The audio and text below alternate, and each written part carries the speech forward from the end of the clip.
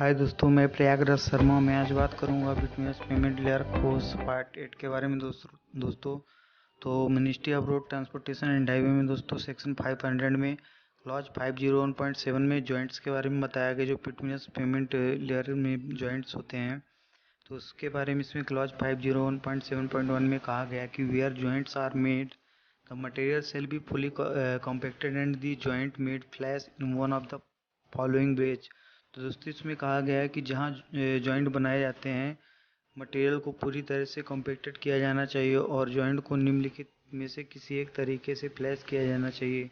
तो वो तरीके कौन से हैं? तो दोस्तों इसमें ए नंबर बताया गया है। एक तरीका बताया गया है ए में कि all joints shall be cut vertical to the full thickness of the previously laid mix. All loosened materials shall be discarded and the vertical face coated with a suitable viscosity grade hot bitumen or cold applied emulsified bitumen while spreading the material along the joint. The material spread shall overlap 25 mm to 50 mm on the previously laid mix beyond the vertical face of the joint. तो दोस्तों इसमें कहा गया है कि सभी joint को पहले से रखे गए मिक्स की पूरी थिकनेस तक लंबवत काटा जाएगा और सभी लूज मटेरियल को वहां से निकाल दिया जाएगा और एक उपयुक्त चिपचिपापन मतलब गर्म हॉट बिटवीन जो है वो या ठंडे उसको ठंडे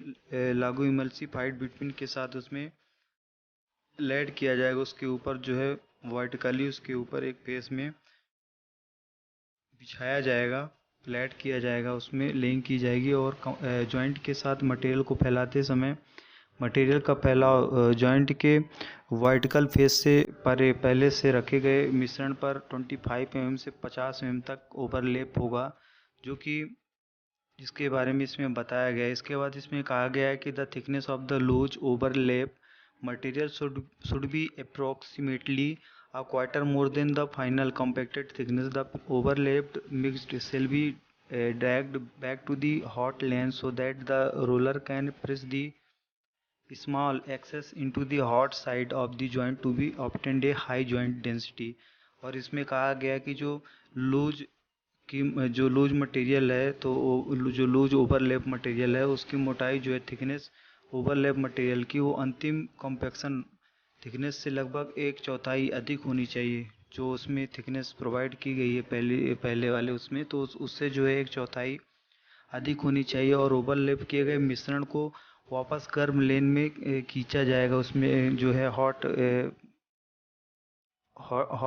रखा जाएगा उसको और ओवरलैप्ड मिक्स हॉट लेन में उसको खींचा जाएगा, ताकि रोलर एक उच्च जॉइंट डेंसिटी प्राप्त करने के लिए इसमें जो है रोलर आसानी से उसको प्रेस कर सके और उसमें हाई जॉइंट डेंसिटी प्राप्त करने के लिए उसमें जॉइंट के गर्म पक्ष में थोड़ा अतिरिक्त दबा सके, दाब उसमें प्रेस कर सके। तो इस प्रकार से उसको रखा जाएगा। और इसके बाद दूसरा इसमें बताया गया कि by using 2 or more pavers operating in echelon where this is practicable and in sufficient proximity for adjacent widths to be fully compacted by continuous rolling। तो इसमें कहा गया है कि दो या दो से अधिक पेवर्स का उपयोग करके जहां यह व्यवहारिक है या मतलब जहां चौड़ाई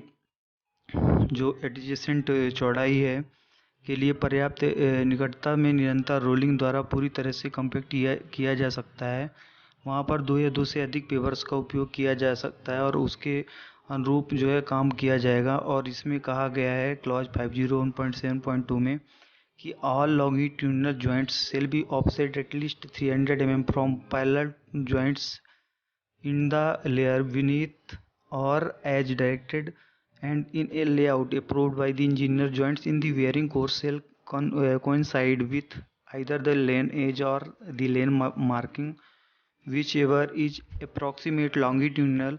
Joints shall not be situated in field track zones। तो इसमें कहा गया कि सभी जो लॉन्गिट्यूडिनल जॉइंट को नीचे की परत में या निर्देशानुसार उसके पैरेलल जॉइंटों से कम 300 mm और इंजीनियर द्वारा अप्रूव्ड लेआउट में ऑफसेट किया जाना चाहिए और उसमें उसके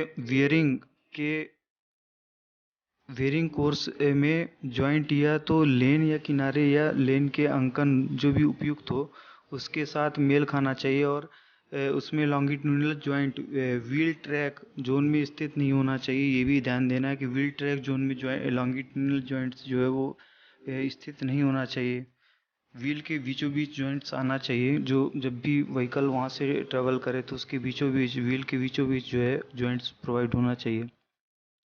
इसके बाद दोस्तों इसमें बताया गया है कि क्लॉज 501.7.3 में for transverse joint method above the cell apply transverse joints in the successive and adjoining layers shall have a minimum offset of 2 metre.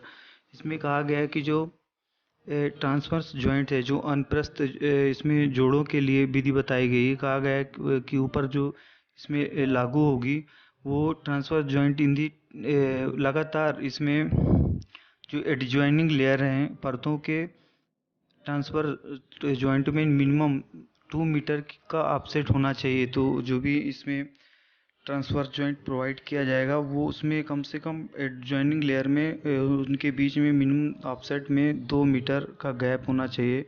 2 metre जोड़ों के बीच में न्यूनतम 2 मीटर की ऑफसेट होनी चाहिए, गैप नहीं ऑफसेट होना चाहिए। 2 मीटर का ऑफसेट होना चाहिए उसमें जब हम एडजॉइनिंग लेयर करें, जब ट्रांसफर जॉइनिंग करें, जब भी हम ओवरलैप करते हैं तो उसमें कम से कम 2 मीटर ओवरलैप करके और फिर ट्रांसफर जॉइंट करेंगे। तो इसके बारे में दोस्तों इसमें बताया गया है डिटेल्स। और जो ऊपर इसमें ध्यान देने वाली बात है दोस्तों, तो इसमें जो बताया गया है, कहा गया है कि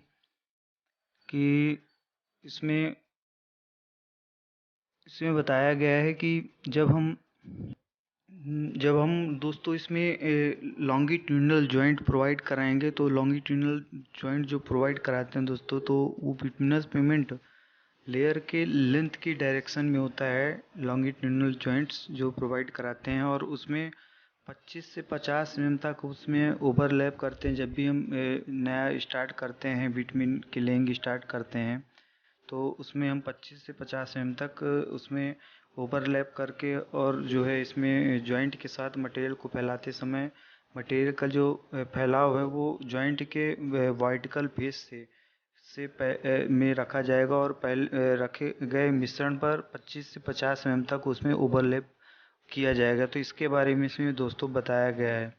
और इसमें ये भी बताया गया है कि जो लूज की मोटाई होगी, जो इसमें हम लूज मटेरियल डालेंगे, ओवरलैप मटेरियल डालेंगे, तो जो लूज ओवरलैप मटेरियल रहेगा तो उसमें जो है अंतिम कॉम्पैक्शन की थिकनेस, जब हम उसमें कॉम्पैक्शन करते हैं तो जो अंतिम फाइनल कॉम्पैक्शन होगा तो फाइनल कॉम्पैक्टेड थिकनेस जो उसकी है लगभग 1/4 अधिक होनी चाहिए। जो पहले से उसमें थिकनेस है तो उससे लगभग 1/4 थिकनेस उसकी अधिक होनी चाहिए। तो इसके बारे में इसमें डिटेल्स बताया गया है।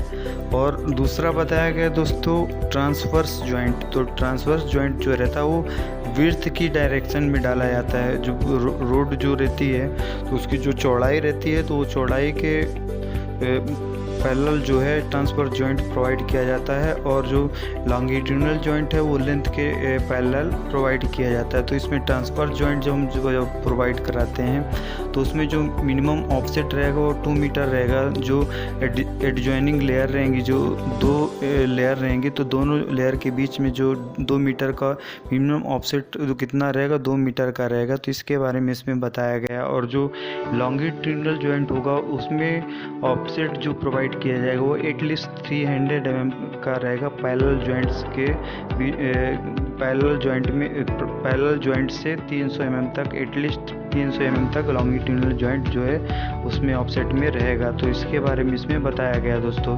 तो ये चीज़ें इसमें बताई गई हैं कि जॉइंट्स के बारे में पूरी इसमें डिटेल्स दी गई हैं दोस्तों। तो आप ministry of road transportation and highway में जाएंगे, उसमें सेक्शन 500 में और क्लास 501.7 में, तो उसमें जॉइंट्स के बारे में पूरी डिटेल्स बताई गई हैं कि लॉन्गिट्यूडिनल जॉइंट्स और ट्रांसवर्स जॉइंट जो बिटवीनस पेमेंट लेयर में प्रोवाइड किए जाते हैं, जो होते हैं ट्रांसवर्स जॉइंट और लॉन्गिट्यूडिनल जॉइंट, तो उनके बारे में जो डिटेल्स है तो इसमें बताया गया है कि हम किस प्रकार से उसमें जॉइंट को लंबवत काटा जाएगा। उसमें सभी जॉइंट्स को पहले से रखे गए मिक्स की पूरी मोटाई तक उसमें लंबवत काटा जाएगा और उसे सभी लूज मटेरियल को वहाँ से निकाला जाएगा और उसमें गर्म बिटुमिन जो है फिर से डालकर उसमें लेइंग की जाएगी हॉट बिटुमिन को। इसके बारे में